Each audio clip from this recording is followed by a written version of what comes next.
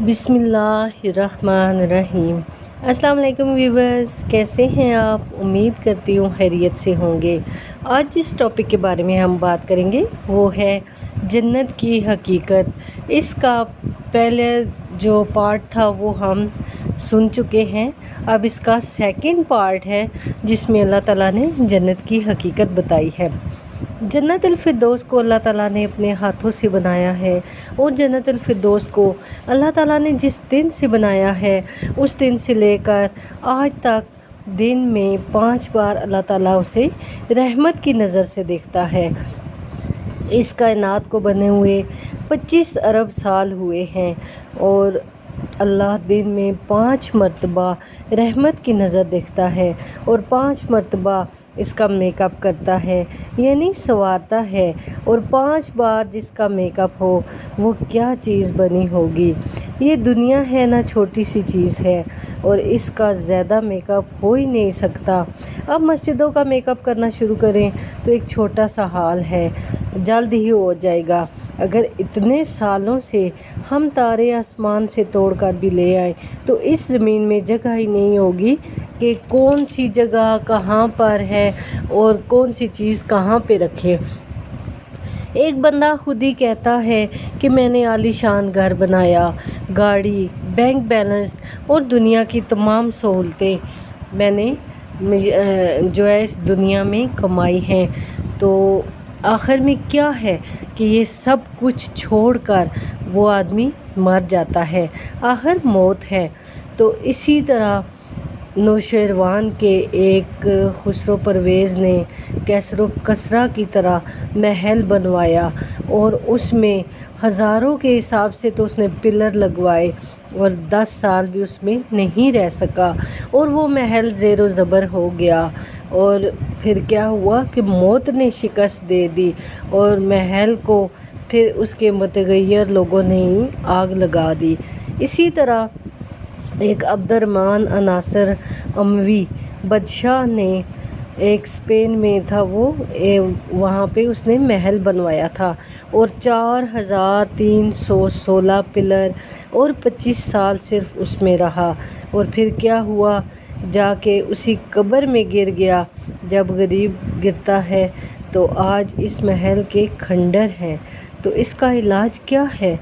आपने सब कुछ बना लिया लेकिन अब मौत को नहीं भगा सकते, अब मौत को भगाओ। इसीलिए तो अल्लाह ताला ने फरमाया कि ये आइडियल होम नहीं बन सकता। जन्नतुल फिरदौस में अल्लाह ताला का अर्श छत है, 100 दर्जात तो जन्नतुल फिरदौस के हैं। जन्नतुल फिरदौस के लिए अल्लाह का अर्श छत है और बाकी जन्नतियों के लिए अल्लाह का अर्श छत है आसमान की तरह। और इसमें एक तिनका लकड़ी या घास का नहीं है, तिनका भी सोने और चांदी का बना हुआ है और यहाँ के दरख्त लकड़ी के। अब सोचे सोने चांदी से फल कैसे आएगा? ये कोई अक्ल में आने वाली बात है? लकड़ी से फल निकल रहे हैं लेकिन हम लोग हर वक्त देखते रहते हैं तो हमारा जहन इसे कबूल कर चुका है। वरना कोई अक्ल में आने वाली बात है कि लकड़ी से फल निकल रहा है, लकड़ी से ही अंगूर निकल आता है, छोटी सी लकड़ी से ही बेल, छोटी सी लकड़ी जिसकी छोटी सी नाजुक सी बेल होती है उससे तरबूज निकल आता है। तो ये क्या चक्कर है? ज़मीन पर पड़ा हुआ तरबूज इतना बड़ा हो जाता है कि उसे देखने वाला हैरान हो जाता है।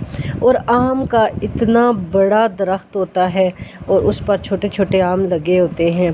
तो ये भी देखिए सोचने की बात है कि छोटे छोटे फल ऊपर और बड़ा फल ज़मीन पर।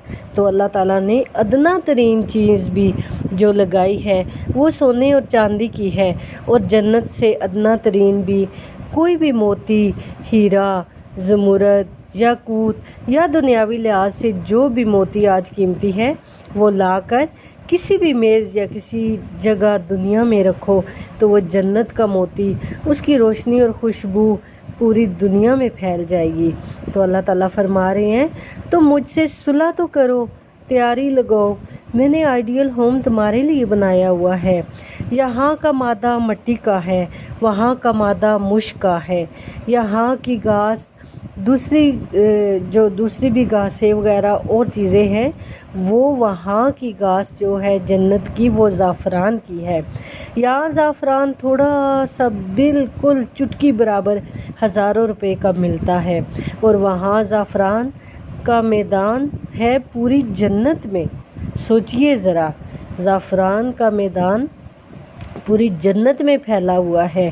اور دنیا کی عورتوں سے جب عورتوں کے بارے میں پوچھا گیا، سلمہ نبی صلی اللہ علیہ وسلم سے پوچھتی ہیں کہ یا رسول اللہ، دنیا کی عورت میں بارے میں کیا فرمایا گیا ہے کہ جنت کی حور سے کس طرح ہے دنیا کی عورت؟ تو آپ صلی اللہ علیہ وسلم نے فرمایا کہ جنت کی حور سے ایمان والی، پاک دامن اور صالحہ عورت 70 گنا زیادہ خوبصورت ہوگی۔ سبحان اللہ۔ اور 1000 گنا کا مطلب ہوتا ہے لامحدود، جسے شمار نہیں کیا جا سکتا۔ حضور صلی اللہ علیہ وسلم سے جب پوچھا گیا کہ یا رسول اللہ، دنیا کی عورت خوبصورت ہے یا جنت کی؟